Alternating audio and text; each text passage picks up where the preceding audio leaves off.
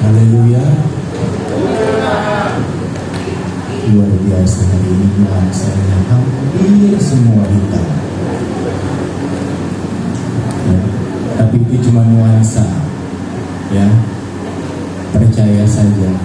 Hari ini kita memperingati hari yang hebat, di mana Tuhan Yesus sekitar 2000 tahun lebih lalu Dia mati. Ya, Dia mati di kayu salib untuk tebus dosa isi dunia. Jadi kalau ada iblis saat ini yang masih mengintimidasi kita, yang masih membuat kita jadi takut, ingat saja, kuasa iblis itu sudah dikalahkan. Amin. Amin. Kuasa iblis itu sudah dipatahkan, sudah dikalahkan. Tidak ada lagi kuasa iblis yang sanggup mengintimidasi, mengganggu, bahkan membuat kita mati. Dalam Roma pasal 5 ayat yang ke-8 dan 7. Akan tetapi Allah menunjukkan kasih-Nya kepada kita oleh karena Kristus telah mati untuk kita ketika kita masih berdosa. Perhatikan baik. Sebab tidak mudah seorang mau mati untuk orang yang benar, tetapi mungkin untuk orang yang baik ada orang yang berani mati. Tidak mudah Tuhan Yesus naik ke atas kayu salib untuk mati tebus dosa Anda dan saya. Hari ini kita akan memperingatinya. Tidak akan ada yang membuat kita sedih karena kematian Tuhan, tapi kita akan bersukacita.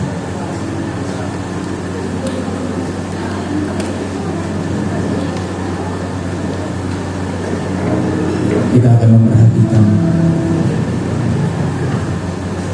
menyuarakan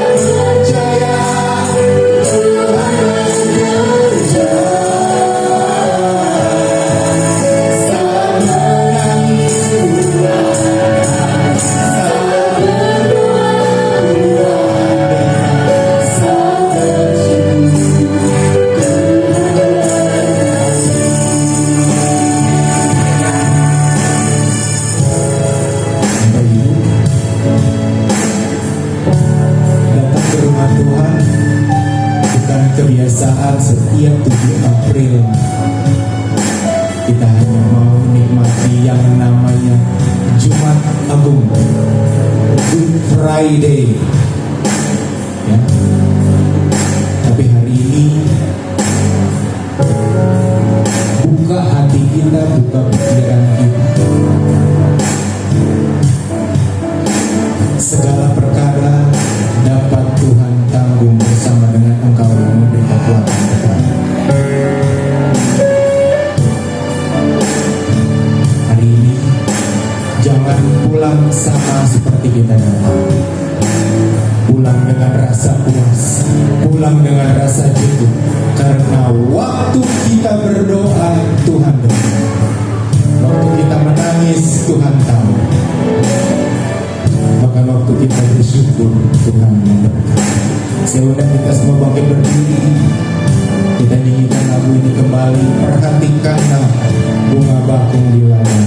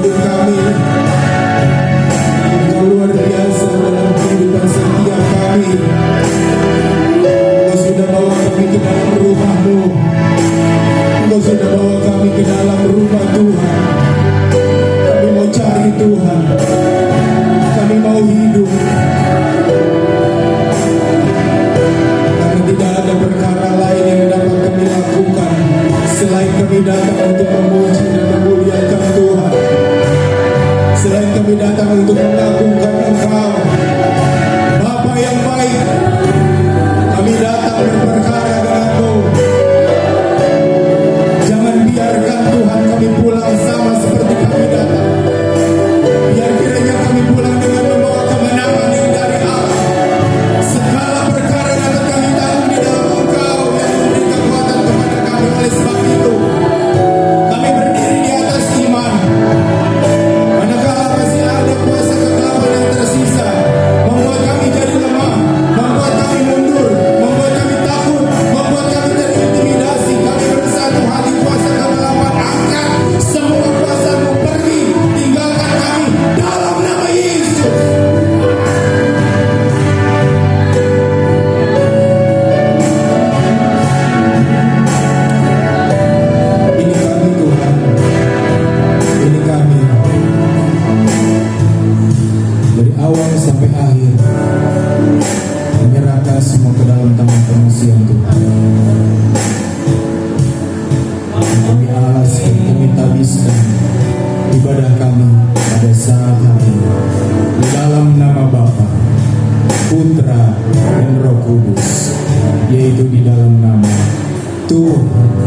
Yesus Kristus. Setiap kita yang mau memuji Tuhan, katakan sama-sama dengan mantap.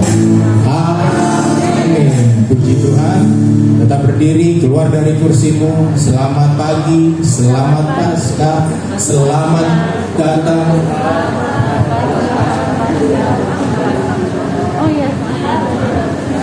Masih ada waktu 1 menit. Ayo, yang depan ke belakang, yang belakang ke depan.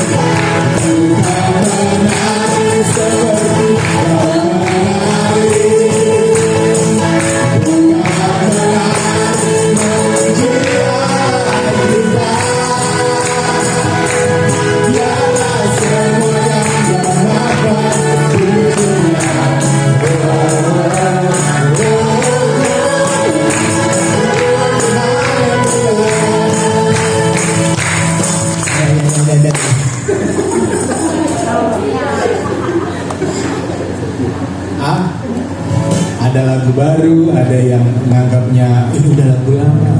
Ya kita tidak, kalau boleh memang bisa lihat di depan boleh, puji Tuhan. Tapi kalau tidak, ya raba-raba aja ya. Kita nyanyi, kita nikmati lagu ini sama-sama karena ini sebenarnya lagu lama kok. Ya, memang kami ini sengaja bawa lagu lama di mix, dimasukkan ke zaman sekarang supaya yang anak-anak muda juga ngerasain excitednya.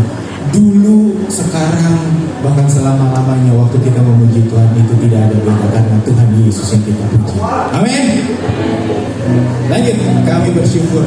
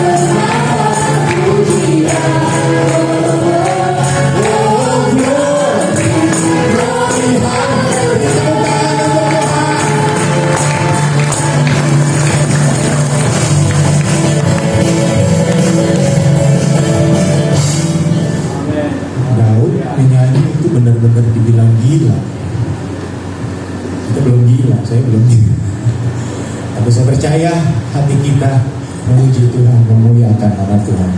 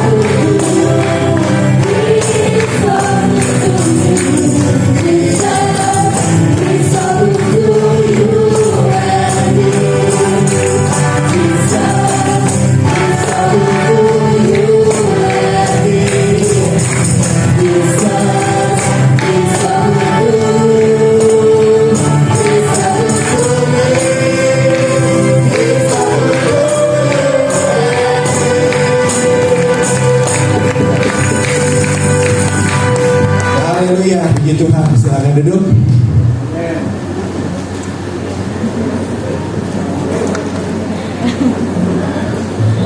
Hari ini kembali kita akan dengarkan grup wanita-wanita hebat yang sangat fenomenal, yang pernah menggoncangkan jagat maya dan DKI Jakarta. Bagi setiap orang yang mendengar, pasti tergetar jiwanya. Mereka mematahkan kuasa iblis dengan suara lengkingan dan gemuruh suaranya. Banyak sosok di dalamnya yang menjadi inspirasi bagi gereja dan lingkungan sekitar. Dan hari ini, grup itu akan kembali membahana di tempat ini. Persiapkan hatimu dan jiwamu untuk mendengarkannya. Mari kita sambut dengan meriah, dengan tepuk tangan yang meriah, wanita-wanita hebat Hosana.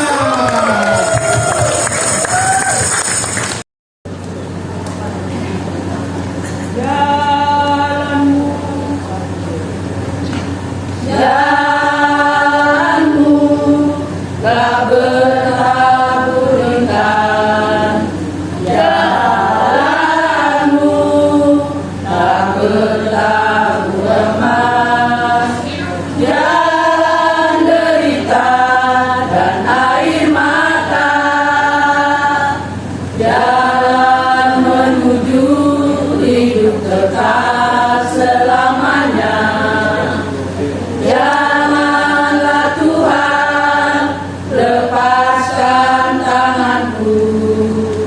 Jangan tinggalkan diriku tanpa kuasa-Mu. Setiap ku goyah, ku ingin capai tujuan. Sejak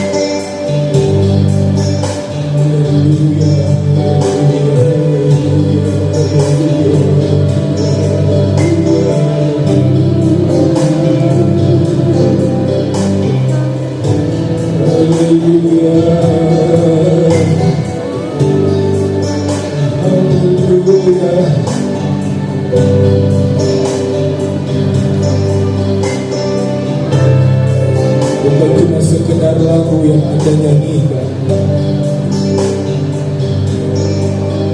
Tuhan Yesus sudah membuktikan cintanya kepada kita waktu dia mati di kayu salib.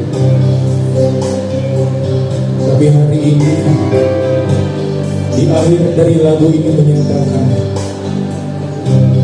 saya mau cinta Yesus. Betulkah Anda cinta Yesus? Tutup matamu, abaikan kiri kananmu, depan belakang. Sebelum kita terima firman Tuhan, introspeksi baik-baik. Betulkah saya cinta Yesus?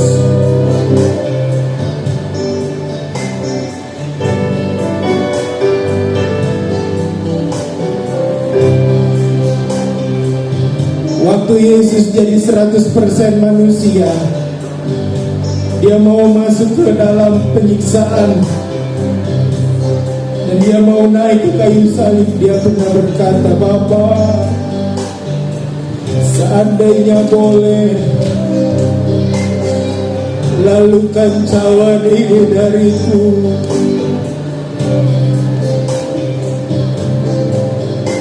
Intinya Tuhan bilang, aku gak kuat,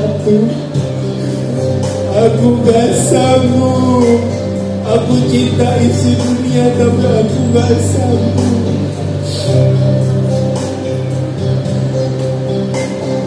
Mungkin itu yang terjadi pada diriku. Hanya di bibir, Tuhan aku cinta Engkau. Hanya di lidah, Tuhan aku cinta Engkau. Tapi hati ini, Tuhan aku tidak sanggup cinta Engkau. Terlalu berat iring Tuhan, terlalu menyakitkan iring Tuhan. Tapi hari ini, kalau Anda datang ke rumah Tuhan, bukan datang sebagai satu kewajiban merayakan dan menikmati bahkan memperingati kematian Tuhan.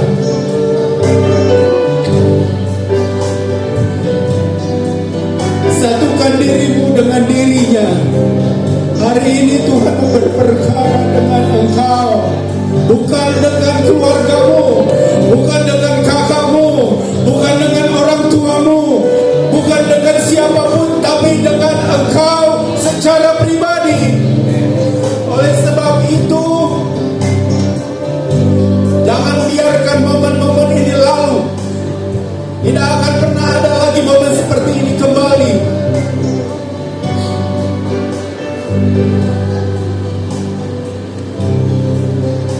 Jemaat saja nyanyikan lagu ini sekali lagi dengan tulus, dengan ikhlas, dengan satu kesungguhan yang penuh.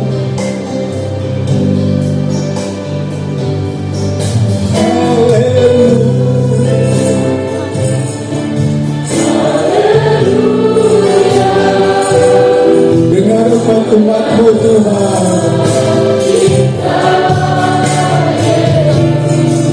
dengar umat-umatmu. Kami mau belajar cinta Engkau. Walau berat Tuhan, walau kami tak sanggup.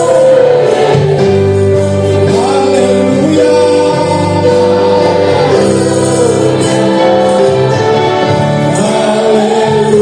Haleluya.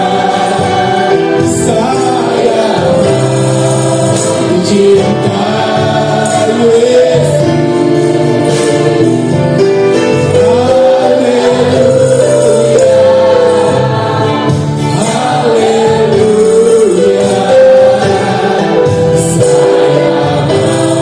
Saya cinta Yesus. Saya cinta Yesus. Sekali lagi saya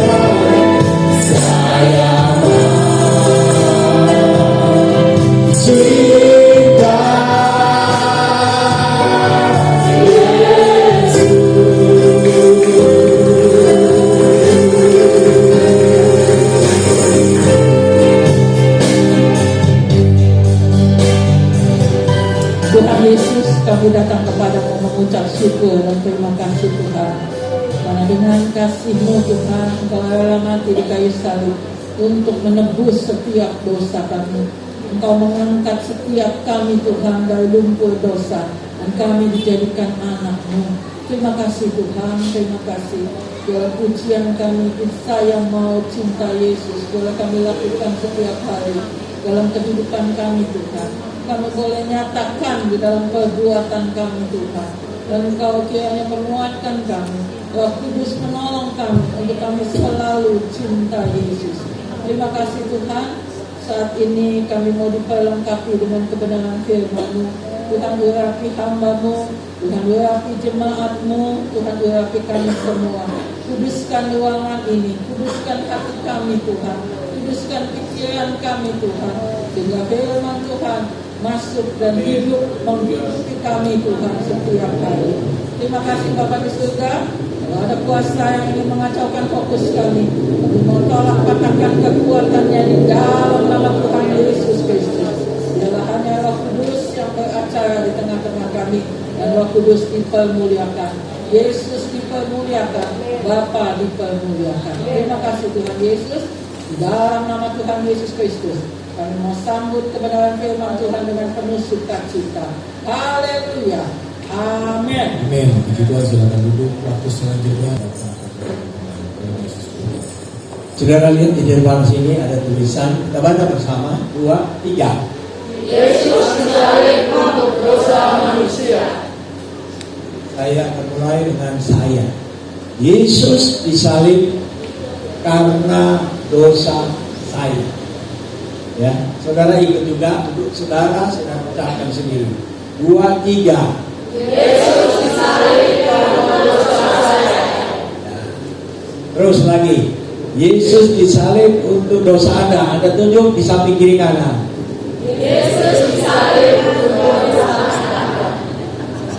Satu kali lagi, Yesus disalib untuk dosa kita semua. 2, 3. Yesus disalib Untuk dosa kita semua. Demikian kemuliaan bagi kita. Luar biasa, ya. Tema ini untuk kita ingat sepanjang tahun ini, tema Hari Kematian Tuhan Yesus. Saya ingin nanti dalam penyebutan kita waktu-waktu yang akan datang tidak kita gunakan Jumat Agung, tapi apa, Linda? Hari perayaan Hari Kematian Isa Al-Masih atau Tuhan Yesus. Kalau kita ucapkan demikian, jika ada di samping kita orang Kedar Nebayot, dia lihat kita aminkan kematian Yesus. Kalau umat agung itu umum, ya. Jadi yang kita agungkan Jumatnya.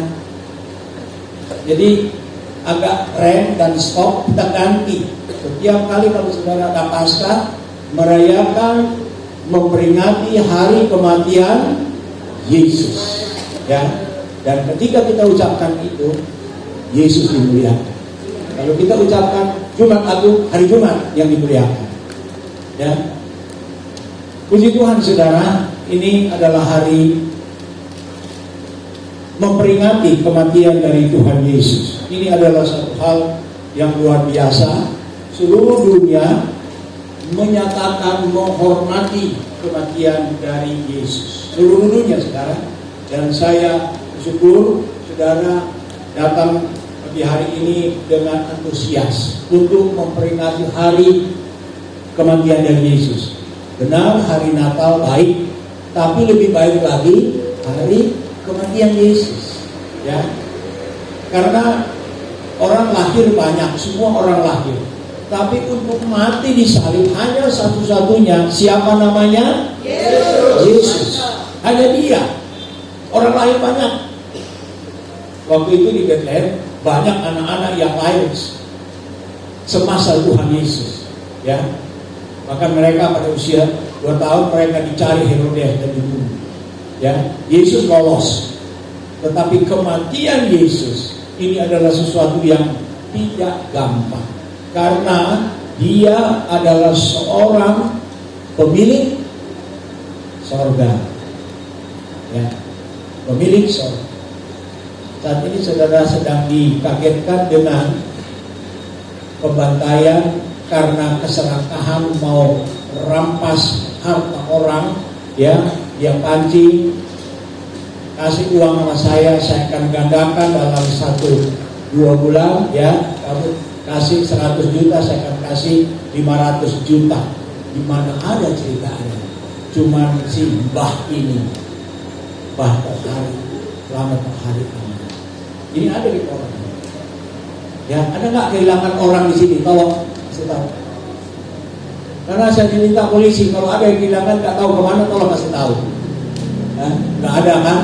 Ini orang hebat dari seluruh penjuru Jawa, dan ini dia pancing orang-orang karena keserakahan, dan itu berakibat maut.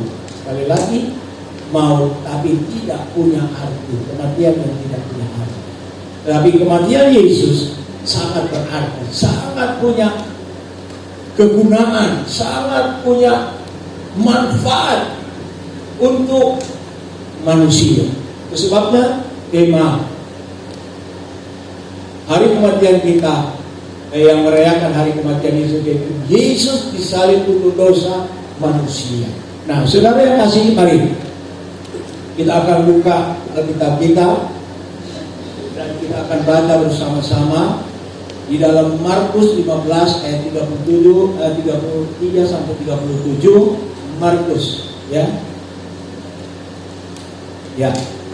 Kalau sudah dapat, saudara boleh lihat di sini. Kita akan baca bergantian ayat-ayat ini. Mari, saya jemput. Saya akan mulai baca ayat 33, saudara ayat 34, seterusnya sampai ayat yang ke-37. Ya, mari kita cepat berdiri. Kita baca bersama-sama ayat ini. Saya akan memulai.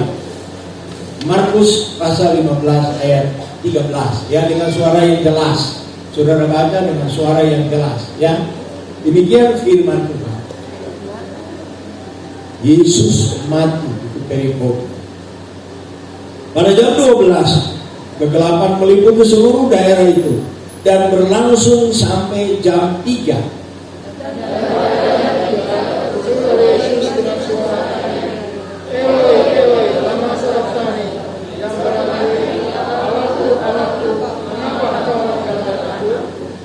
Mendengar itu beberapa orang yang berdiri di situ berkata, lihat, ia memanggil Elia.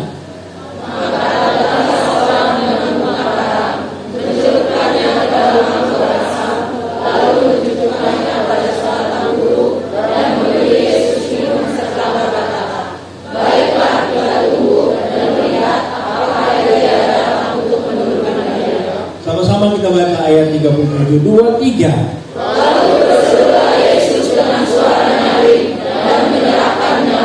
Puji Tuhan, silakan duduk.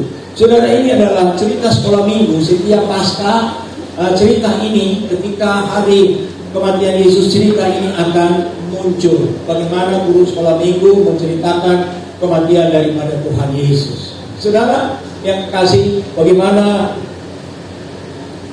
guru sekolah minggu atau kakak-kakak gereja anak, mereka menceritakan bagaimana pada waktu Yesus disalib, ya, dia mulai dari Taman Getsemani, dia disiksa habis-habisan, ya, dia disiksa mulai dari malam, dia ditangkap, kemudian diadili, kemudian dia dipukul, kemudian dia diperlakukan lebih rendah daripada binatang, ya, kemudian dia diseret, kemudian dia disuruh memikul salib, ya, yang berat, sudah dalam keadaan yang tidak berdaya. Bayangkan saudara, waktu Yesus ditangkap sampai naik di Golgota itu, dia, kalau dikatakan penjamuan terakhir, ya, waktu mau masuk malam dia ikut berjamuan. Ketika dia naik di Golgota, dia nggak makan malam itu, pagi juga nggak sarapan, dipukul habis-habisan, diperlakukan tidak benar, tidak baik, dan sangat tidak manusiawi oleh Lasar Rom, karena disuruh oleh orang Yahudi sendiri. Nah, ketika dia sampai di Golgota, saudara lihat, bukan hanya itu, ya, dalam keadaan hidup, saudara, kita dengar apa dan apa ditulis Alkitab, dia dibaringkan di atas kayu salib, kemudian kakinya dipaku, tangannya dipaku. Kita baru kena paku di jalan, kena paku langsung kita teriak, "Ma, tolong, saya kena paku, nanti kena karat dan segala macam, langsung lari ke puskesmas. Benar tidak? Baru dia tahu sedikit kita sudah takut, orang tua sudah takut, nggak tahu bagaimana. Ini masih hidup dipaku, ya, tangannya dipaku, kakinya dipaku, ya. Kemudian bukan cuma asal dipaku, digantung. Jadi seberat badannya Yesus, dia ditahan oleh paku yang memaku tangan dan kaki. Dan ini adalah satu pengerian yang tidak gampang. Karena kematian di waktu itu ada yang ada yang dipancung, ada yang dirapatkan dengan mayat, ya, dan dipakukan di salib. Nah, pada zaman itu orang yang mati di salib itu adalah orang yang sangat hina, yang berdosa besar.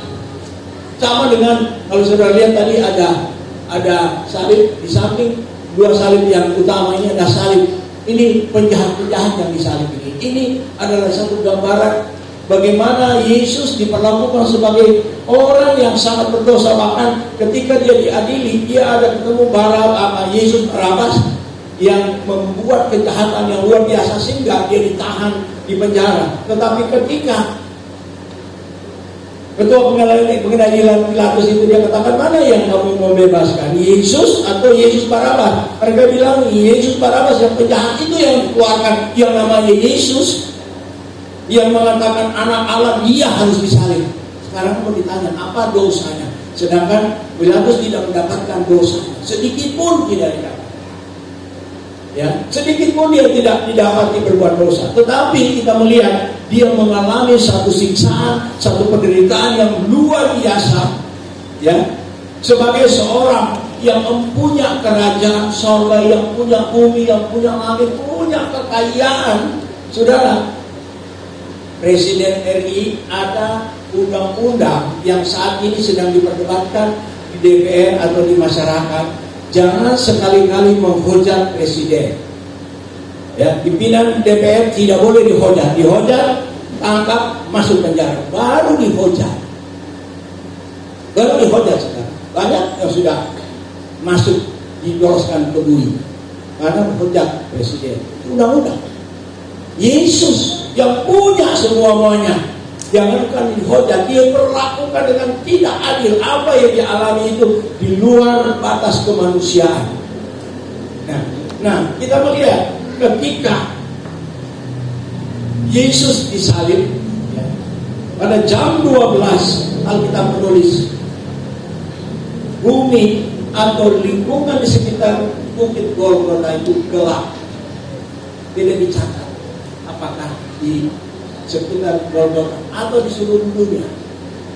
Kalau saya boleh ambil satu bayangan, dia pemilik bumi, dia pemilik alam semesta, dia punya matahari, bulan dan bintang. Dan ketika jam 12 itu bukan hanya sekitar situ, tetapi sampai di bulan stop bercahaya, stop matahari bercahaya, semua gelap. Kenapa? Dia pemilik alam semesta ini. Ya. Nah, saudara yang terkasih dalam Tuhan Yesus, dan apa yang kita dengar dikatakan oleh Yesus ketika, ya, dia disalib, sedang menderita, dia merasakan bagaimana perasaan yang saya benar tidak bisa bayangkan bagaimana perasaan Yesus. Tetapi keluar, sekali lagi, keluar dari kata-kata Yesus, itulah perasaannya. Apa yang dikatakan ayat yang berikut, ayat 34, Eloi, Eloi, lama sabachthani. Eloi, Eloi, lama sabachthani. Atau di dalam ayat yang lain, Eli, Eli, lama sabachthani. Dengan bukan kata yang biasa, tapi dia menerang. Dia berteriak, ya Bapa, ya Bapa, mengapa engkau tinggalkan aku sendirian? Di dekat sini beberapa waktu yang lalu di lapangan itu ada anjing yang besar, coklat. Terus ada anjing yang kecil. Dan setiap kali dikasih makan sama tuannya, Anjing yang kecil ini akan mengerang, dia berteriak. Karena ketika anjing yang kecil ini memakan makanan yang besar, dia gigit. Anjing yang kecil ini bukan makanan, karena dia tidak mau anjing kecil ini makan makanan yang ada di situ, tapi dia gigit. Lalu apa yang dikeluarkan teriakan daripada anjing kecil itu? Bukan gonggongan, tapi erangan. Dan saudara lihat, kalau anjing yang bererang, semua anjing yang ada di sekitar situ dia akan ikut gonggong. Kenapa? Mereka merasakan sakitnya anjing yang sedang menderita itu. Coba saudara dengar. Bukan gonggongan, tapi kalau saudara lihat ada seekor anjing yang digigit, lalu dia tidak mampu untuk melawan, dia akan berteriak dengan suara yang lain. Dia bukan menggonggong karena dia melawan, tidak, dia tidak mampu.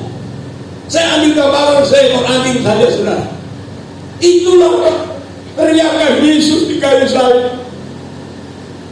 Eloi, Eloi lama sabachthani. Ya Allah, ya Allah, ya Allah, ya Allahku, mengapa engkau tinggalkan aku sendirian? Itu kata Yesus. Dari kematian Yesus bukan satu hal yang mudah, gampang, biasa itu, kematian itu sudah biasa. Tapi saya mengatakan kematian Yesus itu kematian yang luar biasa, yang tidak pernah dialami oleh seorang manusia. Karena apa? Dia punya pangkat, kedudukan, dia punya semua, semua. Apa yang saudara inginkan, dia punya. Tapi dia mau mati, dia mau menderita, dia mau disalib untuk saudara. Amin. Itu yang perlu saya bawa saudara renungkan baik-baik. Kalau saudara boleh hidup di Jakarta aman, sehat, diberkati, ditolong Tuhan, itu karena kematian Yesus di kayu salib. Ya, itu karena kematian Yesus, bukan hal yang mudah. Nah saudara, kalau kita lihat kembali di situ dikatakan, Eloi, Eloi lama sabachthani. Ya Allah, mengapa engkau meninggalkan aku? Ini adalah sesuatu yang tidak mudah. Ya. Saya harap nanti waktu yang akan datang,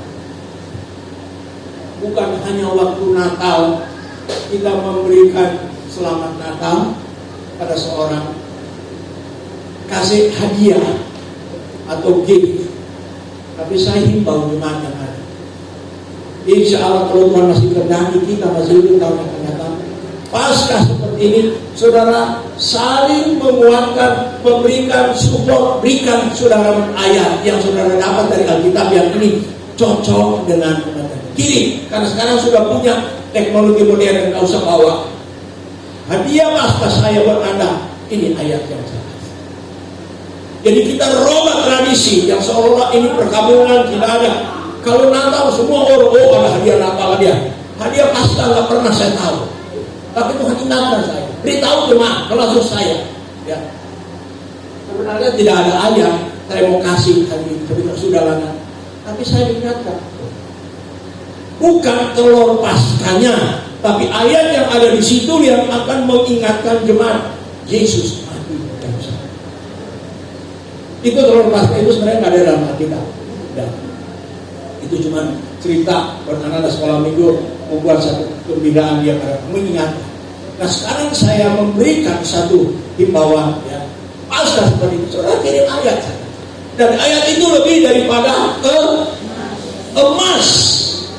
Asal benar saudara baca dan Tuhan kasih, kirim sama teman. Dan ini tidak terbatas, saudara boleh kasih pada orang kaya dan bebayon. Amin. Jadi Paskah ini kita jadikan satu ungkapan syukur kita yang sudah diselamatkan, sudah ditolong Tuhan, sudah diberikan pengampunan dosa untuk kita berbagi kepada orang lain. Kalau saudara dikasih berkatnya boleh, tidak salah.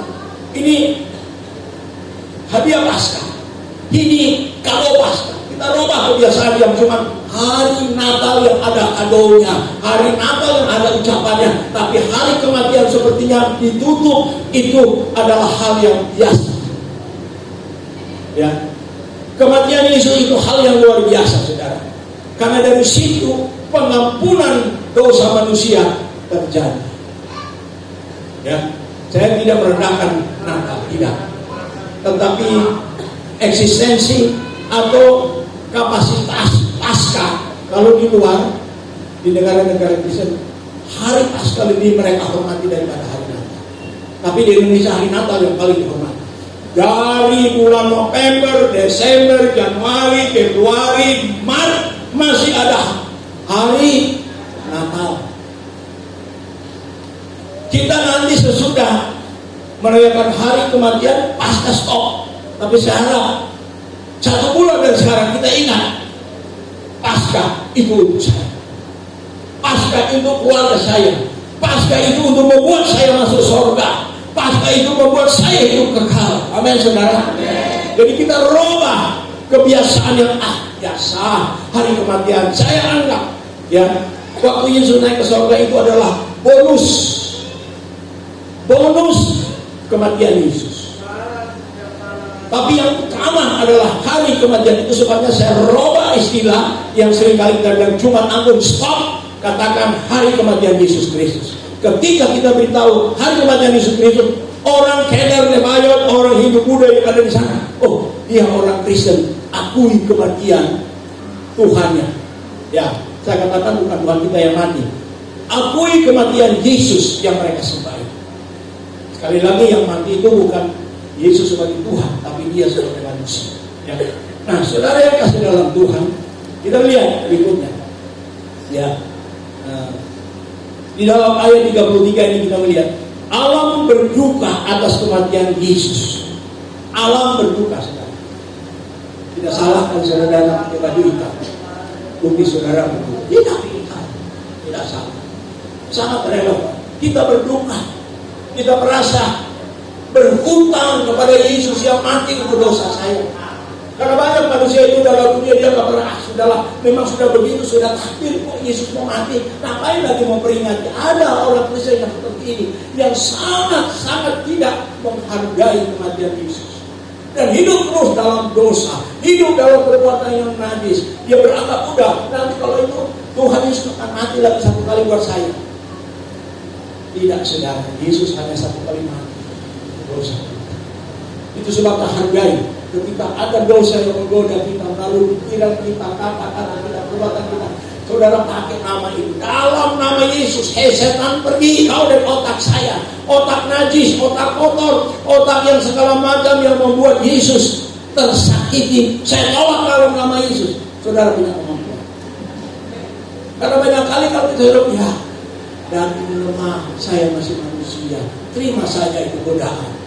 Dan saudara tahu kalau terima godaan dari iblis, apa akibatnya? Kalau iblis menggoda, kita akan berbuat apa? Baik atau jahat? Selalu jahat. Tidak pernah iblis mengajar kita membuat jahat. Dan akhirnya kejahatan itu namanya dosa.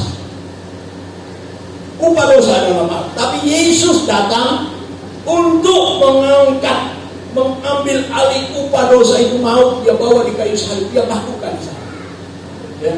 Dia katakan, saya sudah genapkan semua penderitaan manusia karena dosa itu di kayu salib. Kita hanya percaya dan melakukan firman Allah. Nah, saudara yang kasih dalam Tuhan, kita melihat ya, matahari, saya katakan, saya catat di sini, matahari tidak tega melihat penciptanya mati hanya untuk manusia yang perusak bumi ini. Kita manusia ini perusak bumi, saudara. Bukan penjaga bumi.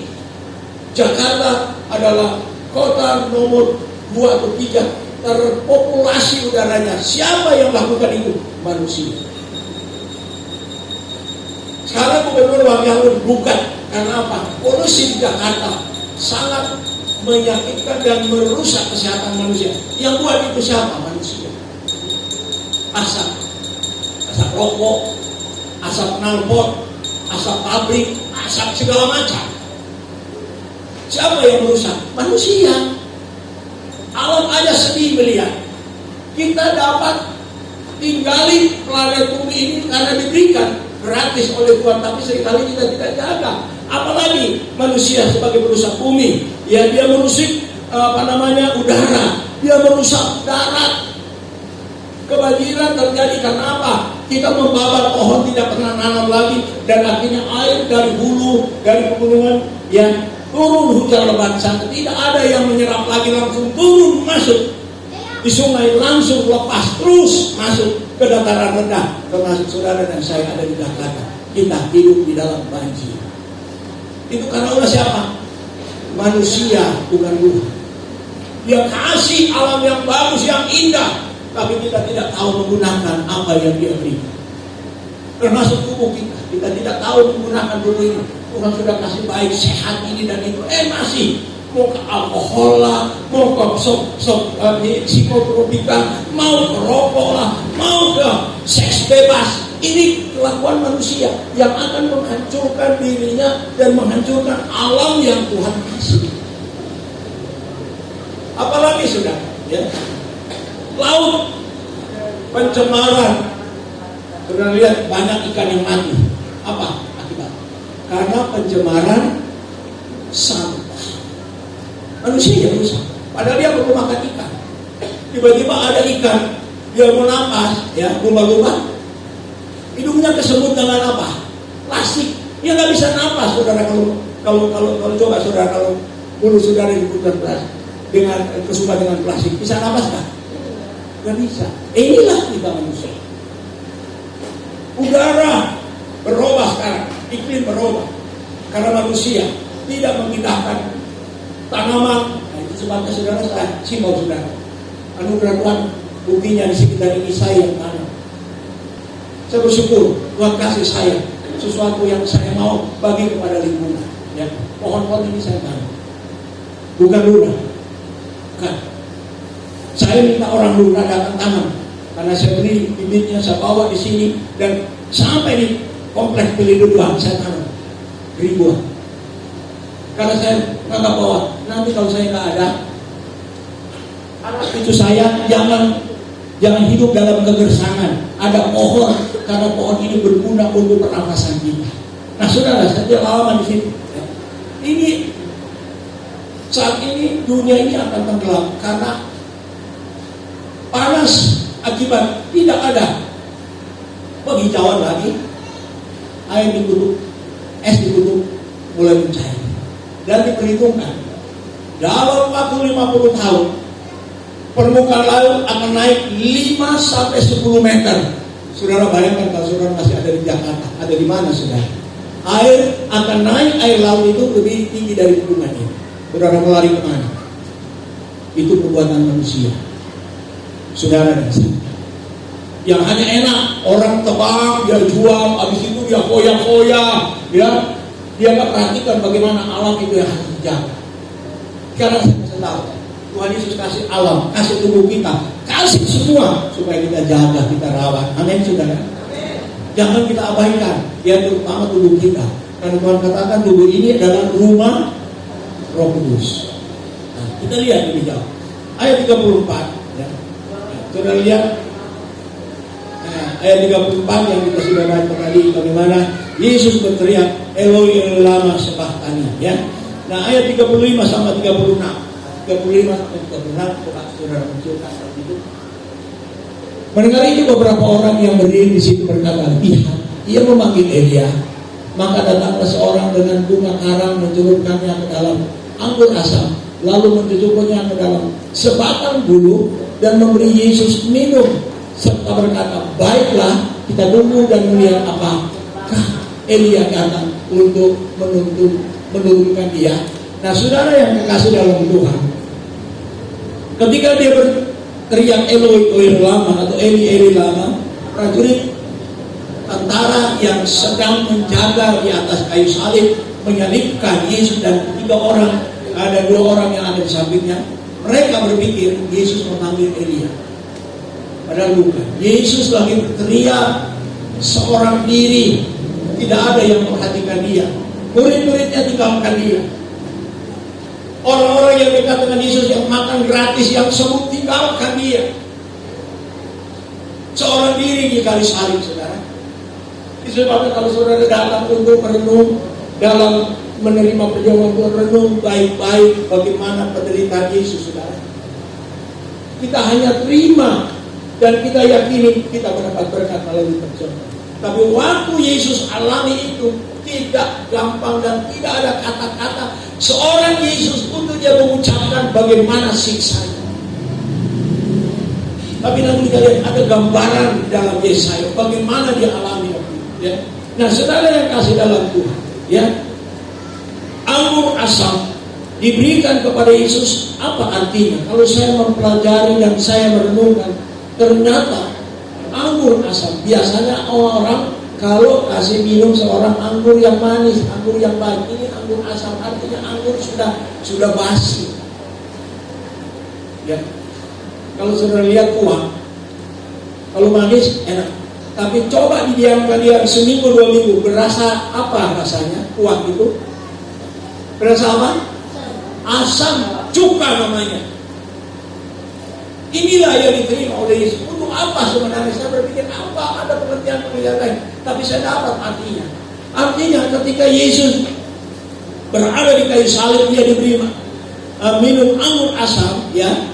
Artinya dia sudah mati, tetapi dia masih dihina habis-habisan oleh laskar Rom. Dia dihina, saudara.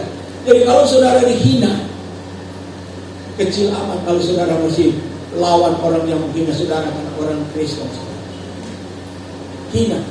Yesus dari kayu salib masih dihina, dikasih anggur asam. Kalau perjalanan iman saudara, kalau saudara dihujat, diolok, sebenarnya saudara harus bangga. Dan disinilah kita melihat ketika Yesus dikasih minum anggur asam, apa yang dia keluarkan dari mulutnya? Caci maki, hujatan, atau perlawanan, atau apa? Kalau saudara boleh jawab. Salah satu perkataan di Tuhan Yesus di kayu salib. Ketika dikasih minum anggur asam, dia rasa dia dihina. Apa yang dikatakan oleh Yesus di kayu salib, saudara? Ya Bapa, ampunilah mereka yang berbuat kelakuan seperti ini, karena mereka tidak tahu apa yang mereka buat. Bayangkan saudara. Bayangkan saudara. Dulu saya ada satu ekor anjing ini. Ketika kami datang, dia lari. Dia nggak sadar ada mobil lewat. Dia waktu mobil lewat, disambar kepalanya, langsung jatuh. Nah, anjing itu saya bawa, saya kasih sama ibu. Untuk merasa sakitnya, saudara, ya, dia nggak bisa tahan, dia gigit. Dulu sini ada bekas jahitan, di leher, gigit sini. Biasanya ini anjing baik, tapi untuk merasa tahan sakitnya dia tidak tahan, apa yang ada dia sambar, robek. Yesus, dia tidak merangsang orang yang ada di sekitar, tapi ketika dia dihina, dia bilang, Bapa, ampuni mereka, karena mereka tidak tahu apa yang mereka lakukan. Amin. Kalau saudara dihina sebagai orang Kristen, saudara dihina sebagai orang percaya Yesus, ampuni mereka, karena mereka tidak tahu apa yang mereka lakukan. Amin. Jangan kita bilang, oh belum tahu loh, doa orang Batak, waktu dibaptis tangannya di atas, jadi waktu masuk ini masih ada di atas, belum dibaptis. Oh coba-coba sama gua. Ada orang begitu, karena mau kasih jago, dia melihat jagonya, dia bilang mau dibaptis, nggak masuk semua katanya. Ya, pendeta lupa tangannya masih menonjol ke atas. Makanya saudara kalau lihat ada orang baptis berapa kali di sini, ada orang baptis rambutnya masih menonjol, saya bilang tekan, jangan tekan, saya bilang Yulis duduk di atas dia supaya benar-benar dia masuk di air. Ada, saya perhatikan kalau orang baptis, saya bilang harus. Ya, apalagi kalau kepalanya dia takut kalau kita mau ini kan potong kelam dia. Saya bilang nggak lama, tapi dia takut. Nggak bisa mati saya. Nah, saudara kalau dibaptis berserah enteng badan saja aja, karena nggak dimatiin sih. Cuma dimatiin dosa. Masuk habis, sehingga dosa keakuan, dosa kesombongan tidak ada lagi. Amin. Itu di kolam baptis di situ juga. Jadi saudara yang kasih dalam Tuhan, ini yang kita melihat. Yesus mengalami siksaan yang luar biasa, tetapi dia masih mengampuni orang yang melakukan siksaan kepadanya. Dan ini menjadi contoh yang baik buat kita, supaya kita lakukan. Kita baca bagaimana penderitaan Yesus. Yesaya 53 ayat 3, 7 dan seterusnya. Coba. Baca ayat ini dan saudara simak baik-baik. Ini penderitaan Yesus yang ditulis oleh Yesaya. Sebelum Yesus mati, Roh Kudus sudah memberitahu kepada Yesaya, tulis ini penderitaan yang akan dialami oleh Yesus yang saudara rayakan hari kematian saat ini. Kita baca 2, 3.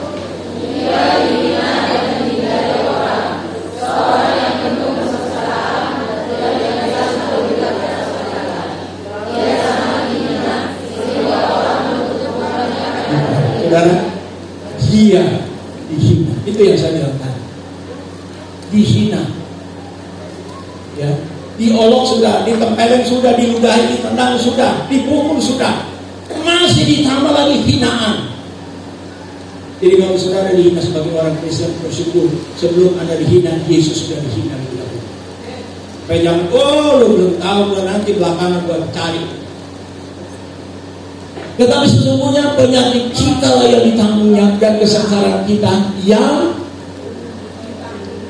ya, kesengsaraan kita yang dipikulnya. Padahal kita mengira dia kena tulah, dipukul dan ditindas Allah. Saudara, jemaat Immanuel Sukapura, boleh ada sampai saat ini siapa yang tanggung penyakit saudara, yaitu penyakit COVID yang harus merenggut nyawa saudara? Siapa? Masih sedikit. Siapa yang tanggung penyakit saudara sehingga sehat saat ini? Siapa? Yesus. Karena apa? Mati di salib. Dan itulah jaminannya. Tidak ada pembesar yang mau mati karena sakit, karena dosa, karena pelanggaran. Tidak ada kecuali satu yang saudara dan saya kagumi, itulah Yesus. Sudah lihat sih, ya. Kita ditemukan oleh karena kejahatan kita. Ganjaran yang mendatangkan keselamatan bagi kita ditimpakan kepadanya, dan oleh bilur-bilurnya kita menjadi sembuh. Saudara, kalau saya berkhotbah di sini seringkali saya berkata bahwa terima kasih Tuhan, saya diajar oleh Tuhan. Ketika saya mengajar saudara, bilur Yesus sembuh, berapa penyakit yang saya alami, tapi Tuhan tolong saya. Pertama, kekurangan enzim dalam tubuh. Tidak boleh bicara lebih dari 10 menit. Sakit ginjal. Maaf bicara kalau dia sakit luar biasa. Sampai dokter ahli ginjal, dokter buta-buta, dia bilang harus begini-begini. Tapi puji Tuhan, dokter buta-buta yang punya rumah sakit di Pulau Gadung sudah meninggal, saya masih sehat. Itu dokter ginjal ini. Ya. Apalagi saya divonis sakit TBC, 2 rumah sakit. Tapi puji Tuhan saya sudah sehat. Ya. Saya enggak tularkan kepada saudara. Enggak. Apalagi ada tumor yang melintang di tenggorokan ini. Saya kan pernah, saudara dengar saya bicara, pernah kan? Berapa tahun lalu? Saya nggak tahu bagaimana keadaan saya. Saya pikir otak digorok kayak habis. Tapi saat ini suara saya masih keluar karena apa? Bilur Yesus. Jadi jangan main-main dengan bilur Yesus. Jangan berharap, karena saya ada BPJS, karena saya ada rumah sakit. Berapa banyak? Dokter yang ada di rumah sakit yang sudah berangkat. Tapi orang yang berharap kepada Tuhan dijaga dan dilindungi oleh Tuhan seperti saudara dan saya. Sebabnya kita melihat ini adalah perbuatan Yesus di kayu salib sehingga kita sehat. Kita disembuhkan. Sehingga kalau saya melihat sebenarnya dia sudah tidak ada. 1 bulan atau 2 bulan di ICU. Berapa? 2 bulan. Bayangkan 2 bulan di ICU. Kemarin saya dapat tamu, ya, baru 4 hari 5 hari di ICU. Dia lihat orang kiri kanan udah berangkat. Tuhan saya udah berangkat. Ada kawan saya pendeta Marinata, ya, bukan kawan. Itu dia adalah pengerja yang pernah saya didik di sini tahun 95-96. Saya masih ingat Lydia Senduk. Kemarin dia datang suaminya. Tuhan kasih dia pelayan di Tangerang, diberkati oleh Tuhan. Tapi dia bilang, saya dididik di sini Om, jangan mundur. Kalau kamu sudah menikah, karena waktu menikah saya ditugaskan oleh orang tua terima laporan dan ini orang calon yang akan ambil anak saya perempuan. Oh, saya bilang, apa namanya? Ganti, ini anak saya ini, ganti saya. Kalau kamu ambil sama dia baik-baik ya, kamu harus ada ST. Dia bilang apa itu? Surat tugas. Jangan ambil anak orang nggak tahu kamu bawa kemana. Ini anak baik-baik di sini. Dan dia pekerja yang tidak pernah saya marah selama 2 tahun. Saya bilang sama pekerja sayang saya nggak kasih. Dia bersaksi. 2 tahun dia nggak pernah saya keras. Ketika saya beritahu dia catat. Saya beritahu dia catat. Dan saya nggak pernah ulang 3-4 kali sama dia. Ya, dia pegang sekretariat. Saya bangga. Ya, kenapa? Anak didik saya berhasil lebih bagus dari saya. Kenapa? Karena saya ajar darah Yesus. Saya bukan ajar yang lain. Tuhan Yesus penolong kita. Nah itu sebabnya saudara lihat. Dia dianiaya tetapi dia membiarkan dia ditindas dan tidak membuka mulutnya seperti anak domba yang dibawa ke pembantaian. Ya. Nah, domba yang dulu di depan orang-orang yang membunyi bulunya, dia tidak membuka mulutnya. Sesudah penahanan dan penghukuman, dia diambil. Dan tentang nasibnya siapakah yang memikirkannya? Sampai saat ini masih banyak orang Kristen yang merendahkan kematian Yesus. Siapakah yang memikirkan? Banyak orang Kristen yang abaikan hari kematian Yesus. Kenapa? Dia lagi enjoy dengan dosa. Dia enjoy dengan perbuatan-perbuatan najis. Dia enjoy dengan kelakuan yang tidak benar. Jadi ketika bicara mengenai kematian, dia alihkan. Kenapa? Dia mau nanti kalau dosanya terungkap. Saudara, kalau ada dosa yang kita lakukan, cepat kita akui kepada Tuhan. Karena Alkitab katakan dosa yang diakui adalah dosa yang diampuni. 1 Yohanes 1 ayat 9. Ya, dia setia. Ketika kita berbuat dosa, kita datang kita minta ampun, maka dia akan ampuni dosa. Itu yang membuat kita stres, depresi. Dan kalau ada perbuatan dosa yang kita lakukan, saya tidak perincian, tapi ada yang akan mengampuni dosa saudara. Siapa? Yesus, bukan mamamu. Ya, ada orang kalau berbuat dosa dia ingat mamanya, dia datang kubur, "Mak, ampuni saya, Mak. Lagi berantem sama suami, dia lagi cakar-cakaran sama bini, ampuni." Dia minta ampun sama ibunya. Bukan dikubur. Datang di sini, datang kepada Yesus untuk minta ampun dosa. Karena dosa itu yang membuat kita tidak punya masa depan. Sekali lagi, dosa yang akan menghinakan kita, dosa yang menjerumuskan kita sehingga kita tidak punya harapan masa depan, apalagi masuk surga. Tapi kita bersyukur, Yesus mati untuk mengampuni dosa kita, untuk melepaskan kita daripada hukuman maut. Dan ketika kita dilepaskan, maka kita akan merasa bebas. Kita akan bersyukur karena dosa kita diampuni, dan ialah hanya Yesus yang melakukan. Nah, saudara sudah lihat ayat 4 dan 5 kita sudah baca ya. Ganjaran atau hukuman yang mendatangkan keselamatan bagi kita ditimpakan kepadanya. Nah, ayat terakhir saudara, ayat 37. Ayat 37 coba kita. Dia berkata, lalu berserulah Yesus dengan suara nyaring dan menyerahkan nyawanya. Inilah saudara, akhir daripada penyaliban Yesus. Dia tidak berontak, tidak lawan, dia tidak ancam Laskarun, dia tidak ancam orang Yahudi, orang ahli Taurat dan orang Farisi yang menyalibkan dia, tetapi dia menyerahkan nyawa. Nah, saudara lihat, kita baca dulu Lukas 23 ayat 46. Muncul di atas. Lukas 23 ayat 46. Kita baca Lukas 23 ayat 46 yang berkata demikian. Lukas 23 ayat 46 yang berkata demikian. Lalu Yesus berseru dengan suara nyaring, "Ya Bapa, ke dalam tanganmu kuserahkan nyawaku." Dan sesudah itu berkata demikian, ia menyerahkan nyawanya.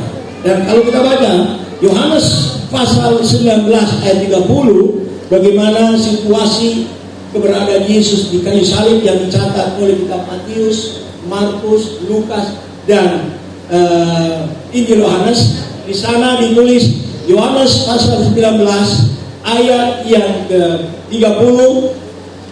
Ayat itu berkata demikian. Boleh munculkan? Nggak apa-apa, saya baca. Yohanes 19 ayat yang 30, dia berkata demikian, saudara. Sesudah Yesus meminum anggur asam itu, yang tadi saya bilang, penghinaan, penganiayaan, penderitaan, dan semua dia satukan di dalam dirinya untuk merebut saudara dan saya daripada kematian di neraka jahanam itu. Dia katakan, setelah Yesus meminum anggur asam itu, berkatalah ia, sudah selesai. Lalu menundukkan kepalanya dan menyerahkan nyawa. Sudah selesai. Dosa saudara dan saya yang merah permisi, yang hitam legam, yang tidak tahu bagaimana lagi mesti dilukiskan dosa itu, ketika Yesus mati dia sudah hapus. Itu sebabnya kalau kita merasakan ada perbuatan dosa yang kita alami, kita lakukan, ya, kita datang minta ampun saja. Kita nggak perlu disalib, Tuhan ampuni. Nah, saudara yang kasih dalam Tuhan Yesus, ya, dosa kita dia sudah ampuni di kayu salib, ya. Ketika dia katakan selesai, maka dosa kita sudah diampuni. Sebelum kita ada dosa kita sudah diampuni. Kita punya kewajiban ketika kita digoda oleh setan untuk berbuat dosa, kita datang, Tuhan ampuni saya. Sejauh itu dari barat dia akan ampuni dosa kita. Dia tidak tinggal diam, dia tidak simpan dosa kita dihapus. Hilang. Kita ada kalanya 7 turunan. Gua nggak lupa gua punya perbuatan sama gua. Kita aja sumpah semua orang 7 turunan. Karena apa? Sakit. Kan? Kalau disolimi orang sakit, tapi Tuhan Yesus bilang ampuni. Berapa kali harus ampuni orang kalau bersalah? Beli berapa yuk? 70 kali 7. Di kantor berapa kali? Sudah berapa kali? Praktek.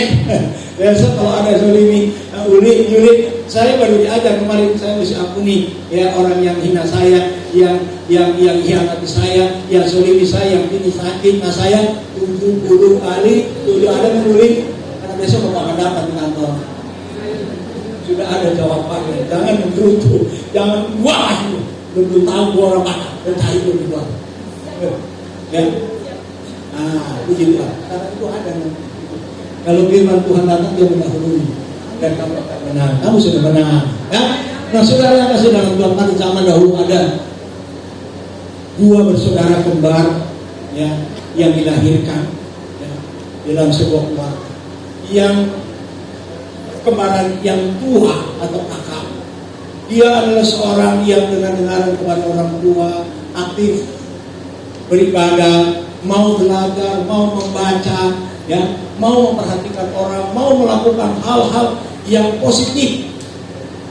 Nah, adiknya dari kecil membangkang, berontak, tidak mau diajar, tidak mau dikasih tahu oleh siapapun orang tua. Dia lari dari rumah, dia bergaul dengan teman-teman yang jahat dan dia menjadi penjahat besar. Satu ketika,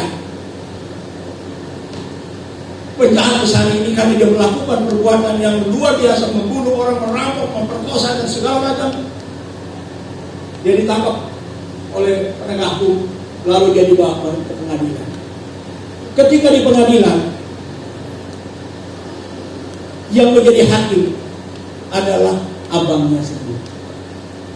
Nah, ketika orang tahu bahwa kedua manusia ini ada hubungan darah, kakak beradik, maka orang bilang, wah, di sini kita akan lihat bagaimana ketegasan seorang hakim. Karena dia diketahui hakim yang adil, hakim yang jujur, hakim yang kira-kira sama seperti yang menghakimi BFS, kira-kira begitu.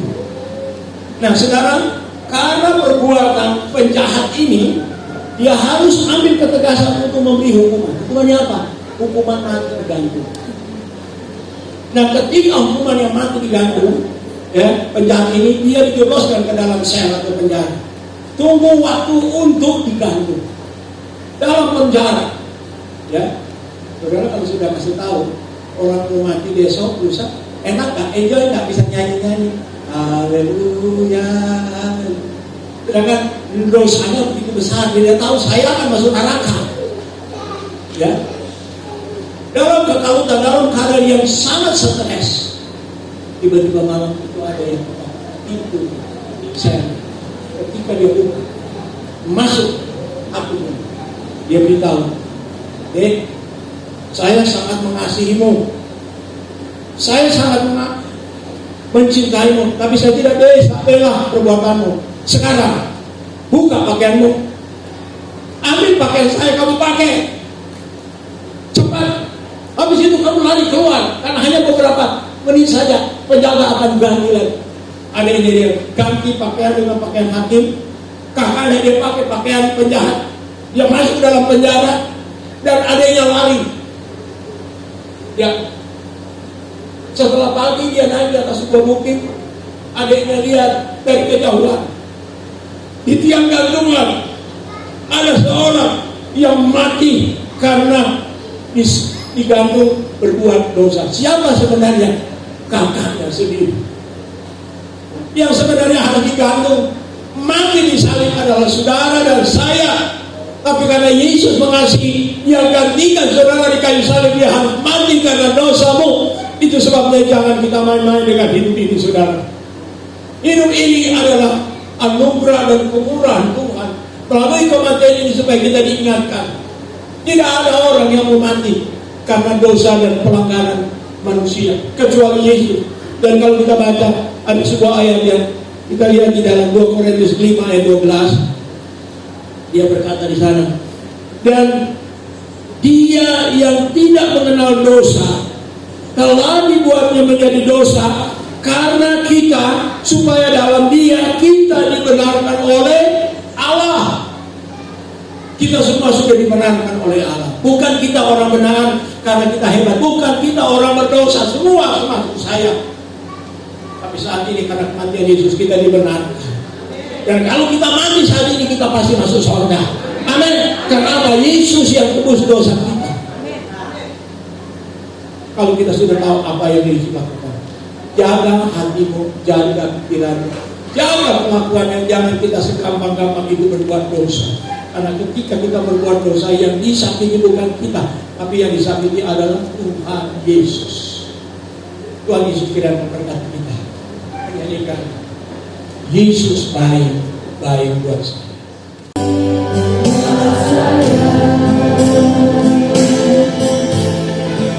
Yesus baik.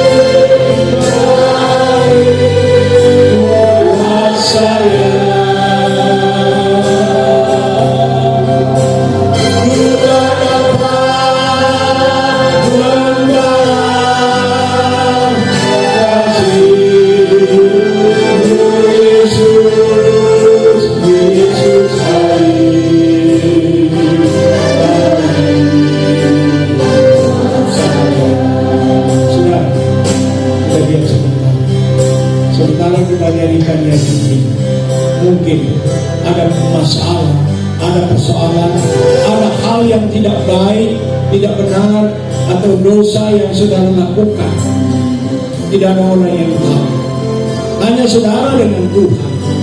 Saat ini Tuhan inginkan sebelum Anda tinggalkan tempat ini, Anda datang mengakui dan Anda akan diampuni oleh Tuhan. Saya tidak mengundang saudara ada di depan, di tempat saja saudara boleh angkat tangan. Tuhan, saya orang berdosa, saya melakukan hal yang tidak benar bagi istri, bagi suami, bagi orang tua, bagi lingkungan, terutama bagi Tuhan. Tuhan Yesus, ampuni dosa saya. Yakin saudara pulang dari tempat ini, saudara sudah dibebaskan oleh tekanan yang saudara alami, karena Tuhan yang akan mengampuni saudara, bukan saya. Ia akan sampai. Kita nyanyikan lagi sekali lagi. Kami saudara tutup mata, tidak usah daya. Kita hanya dengan Tuhan. Yesus, ampuni saya. Saya berbuat jahat, saya berbuat dosa, ampuni saya. Tuhan akan ampuni saudara, karena yang berhak mengampuni bukan manusia, tetapi Yesus yang mampu mengampuni. Dia Maha Sangka ya Maha. Saudara boleh angkat tangan saja. Saudara boleh angkat tangan. Ini terbaik saudara. Tuhan dia, dosa yang diakui adalah dosa yang diampuni. Ketika kita datang, Tuhan, saya minta ampun, saya berbuat dosa Tuhan kepadamu, kepada sesama, ampuni saya. Ya Maha Sangka ya Maha. Sekali lagi, Yesus baik akan mengampuni dosa. Dosamu merah putih, dosamu hitam pekat. Ketika kita datang minta ampun, maka Tuhan akan hapus. Dia akan jadikan seperti warna salju, putih seperti salju. Dia lupakan semuanya. Dia Maha Sangka ya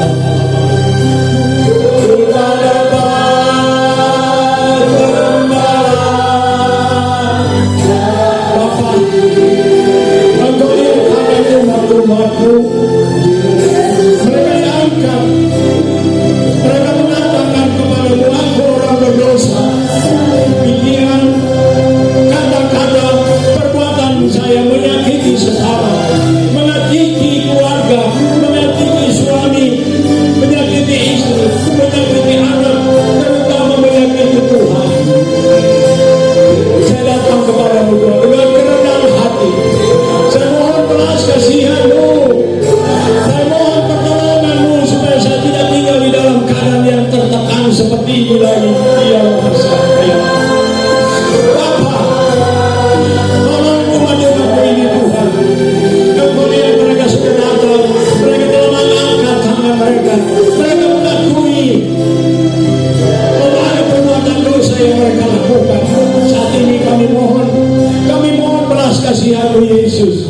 Ampuni mereka, ampuni mereka, ampuni mereka, karena mereka juga tidak tahu, mungkin diperdaya oleh setan untuk mereka melakukan perbuatan itu. Dan saat ini kami mohon, dalam nama Yesus ampuni, dalam nama Yesus bebaskan tangan-tangan yang sudah diangkat dari tekanan, dari intimidasi, dari perlakuan tidak adil oleh setan.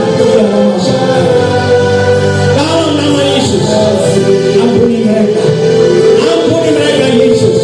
Sucikan mereka dengan darah-Mu, sucikan mereka dengan firman-Mu Tuhan.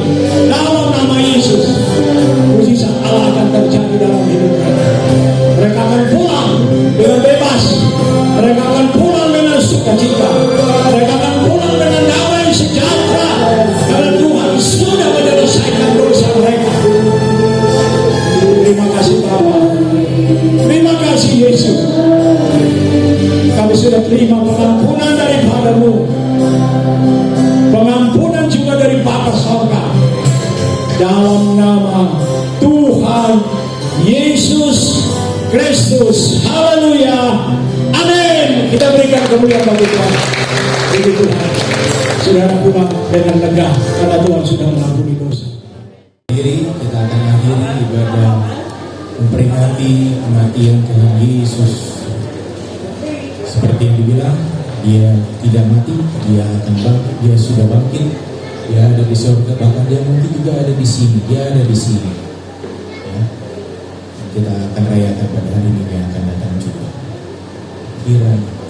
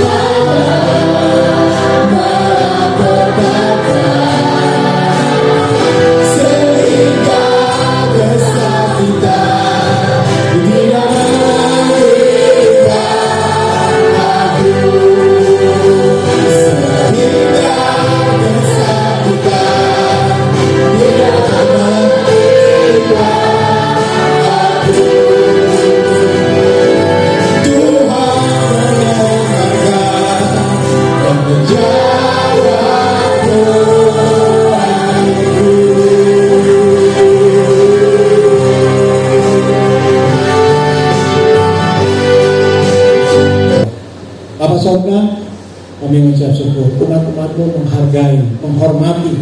Mereka datang semua, keluarga, suami, istri, anak-anak, untuk memperingati hari kematian Yesus Kristus. Kami tahu Sorga gembira melihat umat-umatmu menyadari bahwa kematian Yesus berharga dan sangat-sangat bermanfaat bagi kami orang berdosa. Kami berterima kasih buat apa yang sudah Tuhan kerjakan. Umat-umatmu boleh hadir, datang beribadat, mendengar firman Allah, dan mereka menerima perjamuan Tuhan. Terima kasih banyak Bapak, terima kasih. Dan saat ini kamu datang berdoa buat umat-umatmu yang sudah datang kembalikan milik, yang memberikan milikmu, membawa korban khusus. Tuhan tolong berkati tangan-tangan sudah melakukan dalam nama Yesus. Berkat Allah akan dicurahkan. Ketika kami memberi, maka Tuhan akan membuktikan bahwa Engkau akan lebih banyak memberi daripada apa yang kami beri untuk pekerjaan. Berkati bangsa dan negara ini Tuhan. Seluruh Indonesia, maka seluruh dunia memperingati hari kematian daripada hari ini. Bapak-bapak dari kepolisian, TNI, mungkin dari Satpol PP dan ada keamanan-keamanan yang lain membantu kami dalam keamanan untuk perayaan kematian Yesus Isa Al-Masih, junjungan yang ilahi. Terima kasih Tuhan. Berkati mereka, berkati keluarga mereka, berkati keamanan Sukapura dan sekitarnya. Ini doa kami. Terima kasih Tuhan. Kami sehat sampai saat ini semua karena kebaikan-Mu. Biarlah umat-umat-Mu menghargai, merenungkan, dan berusaha untuk mengembalikan ucapan syukur. Terima kasih kami kepadamu dengan perbuatan-perbuatan yang baik, yang benar di hadapan-Mu, sehingga Engkau senang, Engkau gembira melihat keberadaan kami yang ada perubahan. Terima kasih. Terima kasih Yesus. Inilah doa, inilah permohonan kami. Dan saat ini kekasih-kekasihku pulanglah dengan damai sejahtera. Kiranya berkat Allah Bapa yang ada dalam sorga, kasih sayang dalam Tuhan Yesus Kristus beserta Tuhan Roh Kudus tinggal menyertai kita sekalian mulai saat ini sampai Maranatha. Tuhan Yesus datang pada kali yang kedua. Haleluya.